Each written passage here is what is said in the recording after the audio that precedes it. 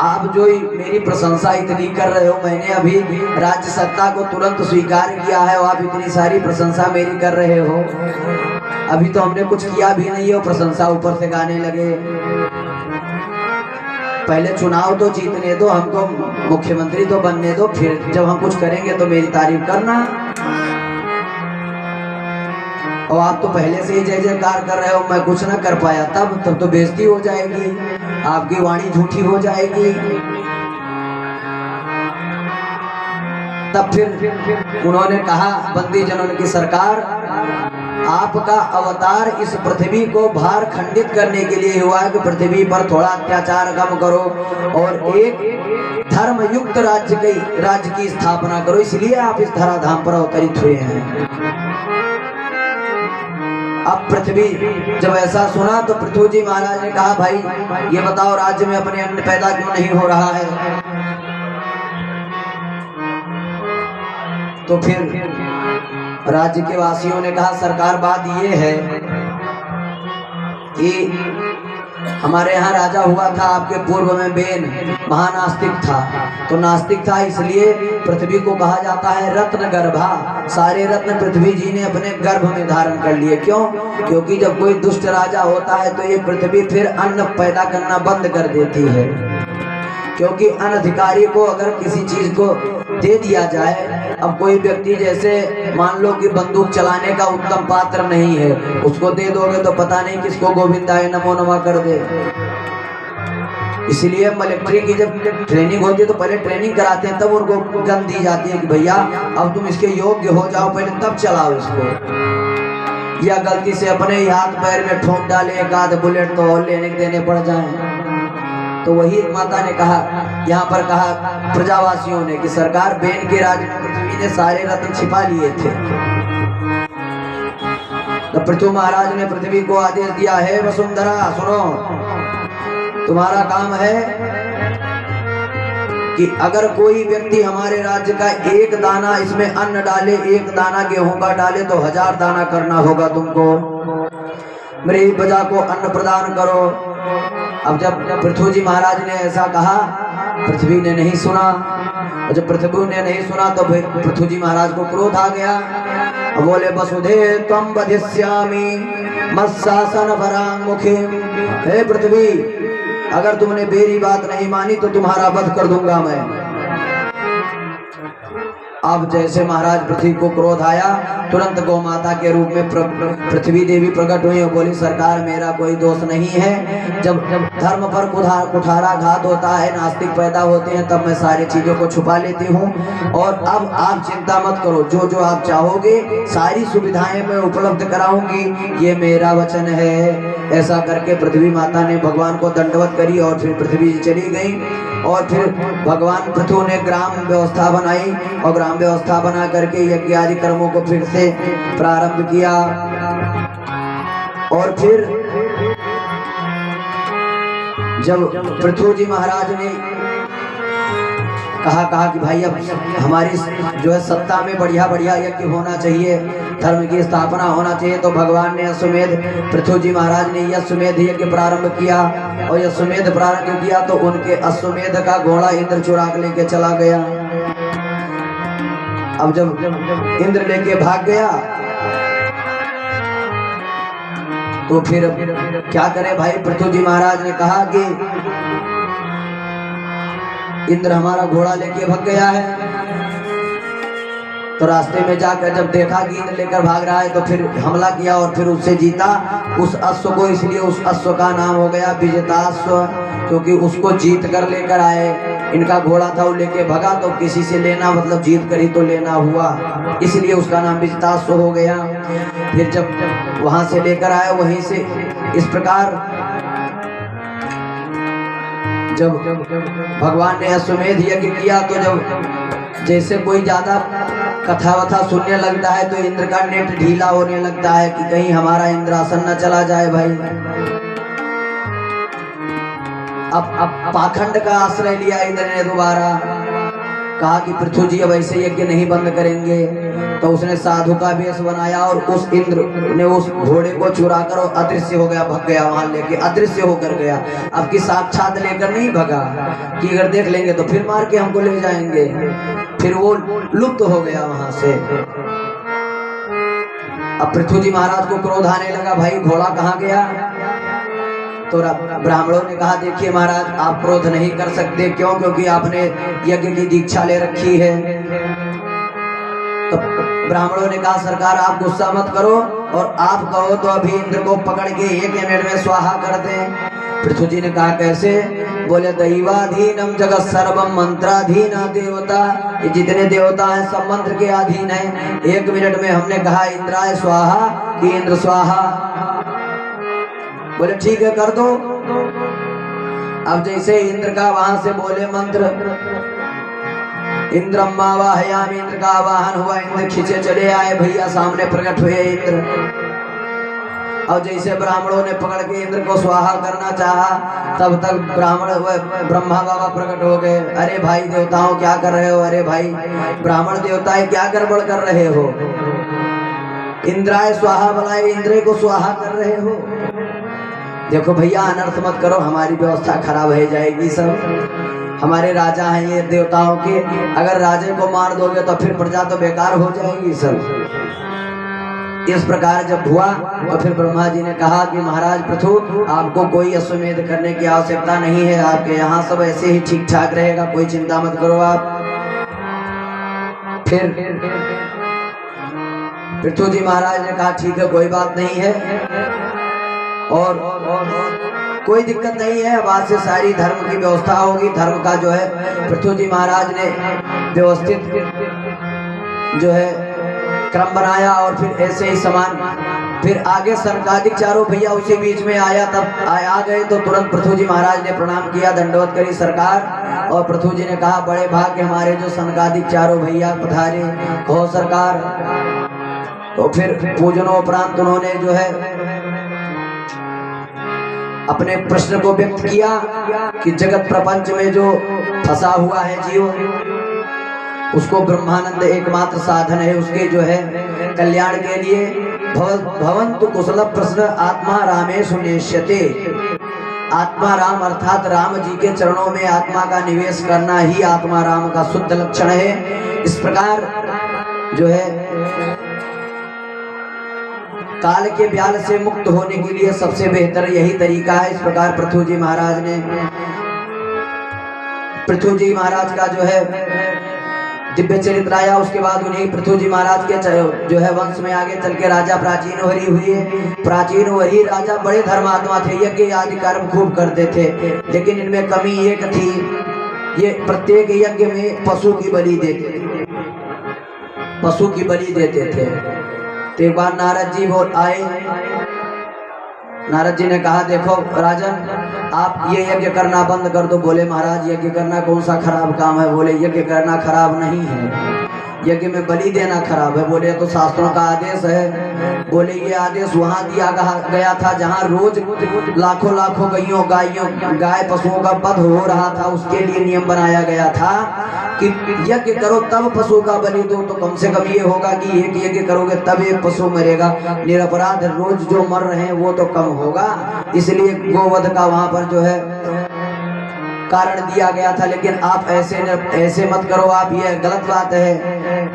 तो प्राचीन वही के समझ में बात नहीं आई, तो नारद जी ने तुरंत कहा ऊपर देखो। बोले ये क्या है? तो बोले जो तुमने एक एक पशुओं की बलि दी है ऊपर देखो सब देख रहे हैं गुस्से भरी आंख से। प्राचीन वही ने कहा क्यों? तब बोले कि ये जो तुमने इनको मारा है, जितने पशुओं का बलिदान दिया है यहाँ पे सब देख रहे हैं कि जैसे ये मर मर के आवे, तो जितनी पशुओं को तुमने मारा है उतने जन्म लोगे और उतनी बार तुम भी काटे जाओगे। अब जब ऐसा सुना तो महाराज कांपे प्राचीन वरी जी। बोले सरकार उपाय इसका? बोले भगवत भजन करो और पुरंजनोपाख्यान सुना करके फिर इनकी समस्या का निवारण किया और कहा कि भैया चिंता मत करो, भगवत भगत भजन करो और इन सब कार्यों को छोड़ दो। तो वहां पर नारद जी ने जो ये अपनी माया से दिखाया पशुओं को, इसलिए ताकि इन पशुओं की बलि कम हो जाए और राजा प्राचीनवरी भगवान के भजन में संलग्न हो जाएं। इस प्रकार प्राचीनवरी का चरित्र समाप्त हुआ। और फिर महाराज आगे वर्णन आता है मनु महाराज के दूसरे पुत्र प्रियव्रत जी महाराज का।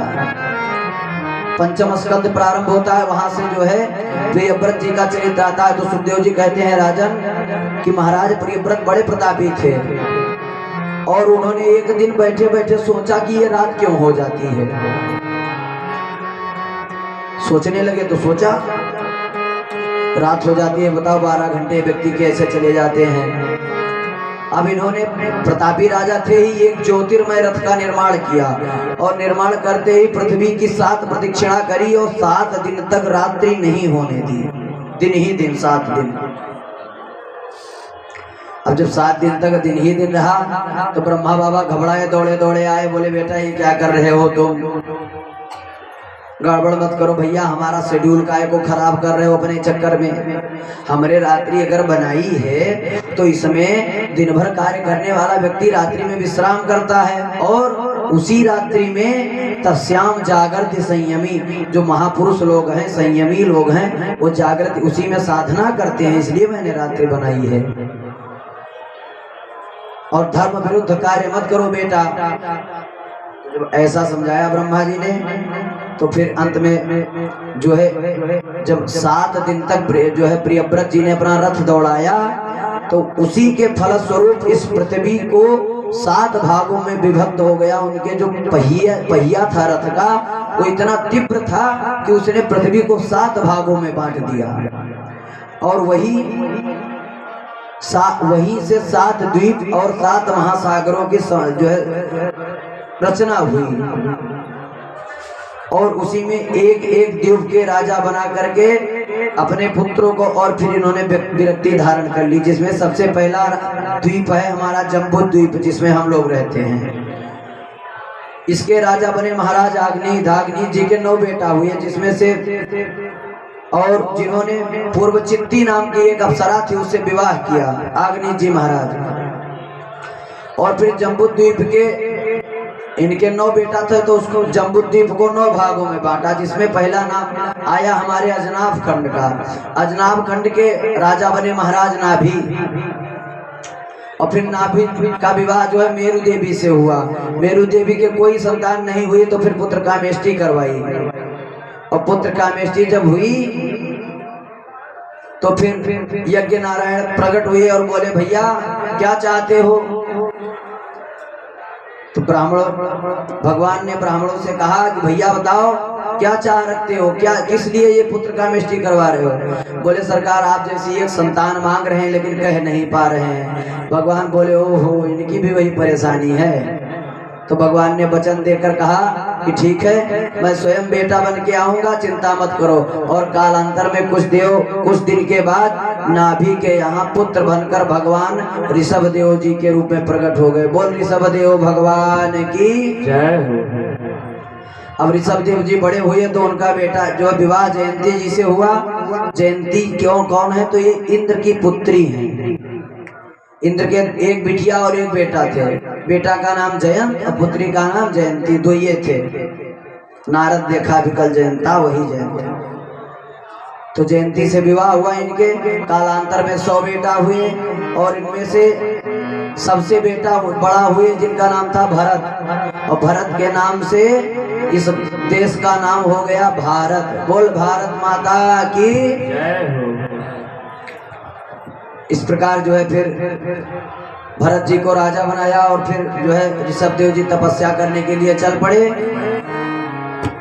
और फिर भरत जी जो है शासन कर ही रहे थे। अब ऋषभ देव जी महाराज तो ठहरे परमहंस की वृत्ति, चूंकि भगवान के अवतार थे। अब भ्रमण करने लगे पूरे संसार में और अंत में जो है सुखदेव जी ने कहा राजन उनके शरीर में पहले जैसे हम लोगों का शरीर है मलमूत्र आदि के कारण जो है दुर्गंध करने लगता है, लेकिन भगवान का जब अंतिम समय आया, जब उनको शरीर त्यागना हुआ, तो उनके शरीर में से दिव्य सुगंधी आने लगी और इतनी दिव्य सुगंधी निकली कि काफी दूर तक एकदम पूरा वातावरण शुद्ध हो गया। और दिव्यता के कारण वहां पर सिद्धियां आई, सिद्धियों ने भगवान की प्रार्थना करी। फिर जो है ऋषभदेव जी महाराज ने कहा भाई आप देवियों आप लोग क्यों? तो बोली सरकार हम अणिमादि सिद्धियां हैं आई हैं आपका दर्शन करने के लिए। तो फिर भगवान ने कहा ठीक है देवियों, उनको शिक्षा दिया। ऋषभदेव जी महाराज ने दिव्य ज्ञान प्राप्त किया। उसके बाद कहा देवियों हमको आपकी कोई जरूरत नहीं, आप पधारो। इस प्रकार सिद्धियां गई। और फिर आगे चल करके जब ऋषभदेव जी की परम गति हुई, तो उसके बाद ऋषभ नंदन के जो बड़े बेटा थे भरत जी महाराज, उन्होंने जो है शालिग्राम क्षेत्र की सत्ता संभाली। और सत्ता संभालने के बाद कुछ दिन के बाद सूर्य नारायण को जल दे रहे थे, तपस्या कर रहे थे और जल दे रहे थे। जल देते हुए देखा कि एक जो है मृगी मतलब हिरणी गर्भवती थी, और उन्होंने देखा कि पीछे से एक शेर आया और उसके भय से भयाक्रांत होकर हिरणी ने उसी जल में छलांग मार दी। तो क्या हुआ कि वो हिरणी जो है पार नहीं कर पाई जल और उसी जल में गिर गई। जल में गिर गई तो बच्चा बाहर निकल आया और वो उसने अपना शरीर छोड़ दिया। तो इन्होंने देखा कि जो शरीर उसने छोड़ दिया, तो उस बच्चे को ले आए और बच्चे को ले आए तो आश्रम बनाकर जंगल में रहने लगे और फिर बच्चे का पालन करने लगे। लेकिन क्या हुआ कि उसमें जो मृगा उसका बच्चा था, मृगी का बच्चा जो मृगा था, हिरण था, उसमें इतना आसक्त हो गए कि फिर इनका पूजा पाठ में ध्यान ही ना लगे। ये संध्या बैठे, जैसे संध्या का गायत्री जब करने बैठे तो बच्चा आके गोद में बैठ जाए, फिर माला धर दें, उसको खिलाने लगे। इस प्रकार जब उनमें अनुरक्त हो गए तो धीरे धीरे अब इन्होंने जब शरीर छोड़ी तो अंते सामति या गति, जैसे अंत में जब इनका जो ध्यान अपने मन में आएगा वही अगले जन्म का कारण बनेगा। फिर अगले जन्म में हिरण बने, लेकिन तपस्या के कारण स्मृति बनी रही इनकी, इसलिए अगला जन्म जब मिला तो इन्होंने फिर उस परिस्थिति को छोड़ दिया और फिर ये बोले अब संसार के चक्कर में नहीं पड़ना। तो एक ब्राह्मण के घर में पैदा हुए और पैदा होने के बाद इन्होंने सोचा कि अगर अब हम इस संसार के लायक बने रहे तो हमको ये संसार उपयोग करता रहेगा। फिर इन्होंने विचार किया कि अब इस संसार में नहीं काम ले, इससे संसार से मतलब नहीं रखना। घर में थे, घर में रहे, बड़े हुए।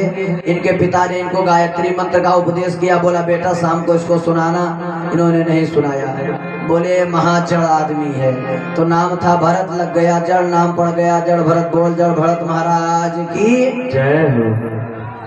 इस प्रकार जब भरत जी जब पिताजी पधार गए, माताजी पधार गई, तो 2-3 भैया थे। अब भैयाओं ने सोचा कि ये भाई हमारा कोई मतलब क्या नहीं, पागल है।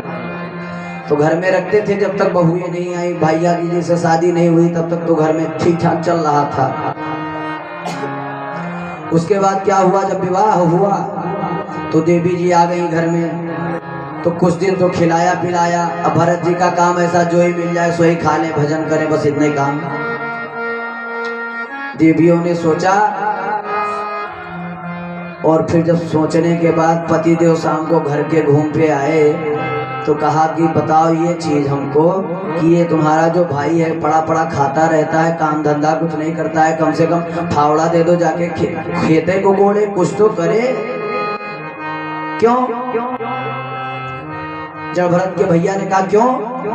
बोले देखो सरकार, अगर कुछ काम नहीं करेगा तो खाते खाते बीमार हो जाएगा। ये नहीं कहा कि बोझ हो रहा है। तो बोले हाँ देवी बात तो ठीक है। एक दिन ले गए, बोले गड्ढा करो इस खेत में, कोना था वही, बोले खोद डालो कोने को। बोले ठीक है। अब इन्होंने खोदना आरंभ किया, खोदते खोदते खोदते खोदते 20 फीट का गहरा खोद डाला। अब वहां पे गड्ढा इतना विशाल कर दिया कि गिर जाए तो निकल ना पाए आदमी। भैया लौट के आए, बोले ये क्या किया? बोले तुम्ही ने कहा था खोद डालो। बोले महामूर्ख आदमी, हमने कहा था थोड़ा सा खोदने के लिए कि पूरा खोद डालो। बोले ठीक है चल दूसरा काम देता हूँ। शाम को ले गए खिलाया, सवेरे लेकर आया, दूसरा काम दिया, बोला यहाँ पे इसमें जो है मक्का की बुआई हुई है, तुम देखते रहना, यहाँ पर कोई चिड़िया आके मक्का न खाए। बोले ठीक देखते रहेंगे। बैठ गए मेड़ पर, सीताराम सीताराम करने लगे, चिड़िया आने लगी, खाने लगी। भरत जी ने सोचा कि राम जी की चिड़िया, राम जी का खेत, खाओ मेरी चिड़ियों भर भर पेट। बोलो राधे राधे राधे राधे। इनको रखवाली करने के लिए कहा गया था। बोले जब हमारा कुछ है ये नहीं तो रखवाली काहे करें, ठहरे परमहंस। तो फिर भरत जी ने सोचा कि चलो खाने दो। अब भैया आए तो देखा खोपड़ी खराब, भाई डांट के भगा दिया, धक्का भाग यहाँ से, कोई काम लायक नहीं। चल दिए। जंगल में जा रहे थे तब तक एक चोर को नर बलि की आवश्यकता थी। तो महात्मा जी को देखा, महात्मा जी हट्टे कट्टे थे, तो इनको कहा है महात्मा जी इधर आओ। आ गए, कहा चलो, चल दिए। वहां पहुंचे, खूब खिलाया पिलाया। बोले भैया खिला पिला रहे हो किस लिए? बोले चलो अभी अदा करना है इसलिए खिला रहे हैं। खिलाया खूब, लेके गए माँ भद्रकाली के मंदिर में बलि देने के लिए। जैसे रखा और तलवार उठाया, तो भद्रकाली ने सोचा कि अगर भगवान के भक्त का अपमान हो गया और इसकी बलि चढ़ गई तो मेरा तो फिर कहानी खत्म, क्योंकि ये भगवान का भक्त है और हम भी उन्हीं की उपासना करते हैं, तो फिर भाई बहन में आपस का तकरार हो जाएगा, हम क्या जवाब देंगे नारायण को। फिर माँ भद्रकाली विराट रूप में प्रकट हो गए और खड़ उठा करके सभी जितने भी वहां पर चोर डाकू थे सबको बध करके और सबको समाप्त कर दिया।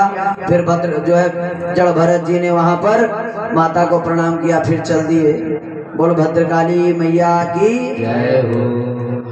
चल दिए। तो फिर आगे चलते चलते जा रहे थे तो अचानक जो है एक राजा मिला। तो जड़ भरत सौवीर सिंधु देश का, सौवीर देश का राजा था, उसका नाम था रहुगण। तो रहुगण को फिर उपदेश दिया, उसके जो है मति भ्रम को नष्ट किया। नैनम छिन्दन्ति शस्त्राणि नैनम दहन्ति पावकाः जो है उपदेश दिया। बोले रहुगण ये शरीर जो है मोटा पतला होना इसका धर्म है, आत्मा न कभी मोटी होती है, न पतली होती है, न मरती है, न जिंदा होती है, ये इसका स्वरूप वैसे का वैसा है। इस प्रकार दिव्य उपदेश दिया। रहुगण चरणों में गिर पड़ा, बोला महाराज आप जैसे महात्माओं का संग न मिले तो फिर इस जीव का उद्धार कभी न हो। फिर परीक्षित जी ने पूछा कि हे गुरुदेव खगोल भूगोल के बारे में थोड़ा बताओ। तब फिर जो है सुखदेव जी महाराज ने इस सृष्टि का वर्णन किया, कैसे सृष्टि आरंभ हुई और सृष्टि आरंभ होने के बाद भूमंडल को 7 भागों में बांटा गया, 7 द्वीप बने। उसके बाद जो है इलावृत कम किम पुरुष रम्य हरिवरन केतुमाल हरिवर्ष उत्कर्ष भद्रास और अजनाब नाम के 9 खंड बने। 9 खंडों में फिर उसमें से अजनाब खंड का नाम भारतवर्ष बना, जो हमारा ये राष्ट्र है। बोल भारत माता की। इस प्रकार कहा कि जब धर्म की हानि होती है तो धर्म संस्थापनार्थाय संभवामि युगे युगे भगवान का जन्म होता है। भारतवर्ष में ही आते हैं भगवान। और फिर इस प्रकार जब सुखदेव जी ने उपदेश किया तो फिर जब सृष्टि का वर्णन कर ही रहे थे तो पंचम स्कंद के 26वें अध्याय में सुखदेव जी महाराज ने कहा देखो भैया एक बात तुमको गुप्त बता देता हूँ। तो परीक्षित जी ने कहा महाराज क्या है? बोले व्यक्ति जो है इस संसार में आता है सोचता है कि करते रहो जो भी करते रहो तो कौन देख रहा है, ऐसा मत समझना। भगवान के जगह जगह पर CCTV कैमरा लगाए हुए हैं और हम लोग अच्छा बुरा जो भी करते हैं सब दिख रहा है। इसीलिए भगवान ने हमारे अच्छे बुरे कर्मों के लिए 28 प्रकार के नरक बनाए हैं।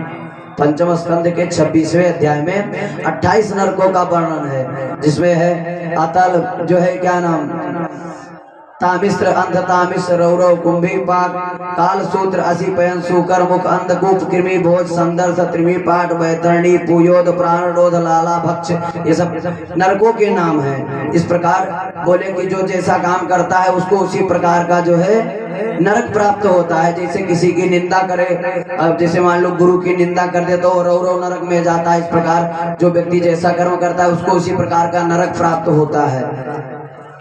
अब जो इस प्रकार सुखदेव जी महाराज ने नरकों का वर्णन किया, कांप गए परीक्षित जी महाराज। बोले सरकार इसका कोई उपाय? बोले इसका उपाय अब हम कल 9 बजे से बुलाएंगे। बोलो राधे राधे। राधे राधे। कथा का समय पूर्ण हो रहा है तो क्षण भगवान नाम संकीर्तन करेंगे हम लोग आरती प्रसाद लेकर के, और फिर कल हम लोग 9 बजे प्रातः अपने समय के अनुसार कथा के क्रम में पंडाल में आकर आप लोग 9:40 9:45 तक 9:50 तक आ जाओ। बढ़िया, तो 9 बजे से कथा 8:40 45 तक गलती हो गई।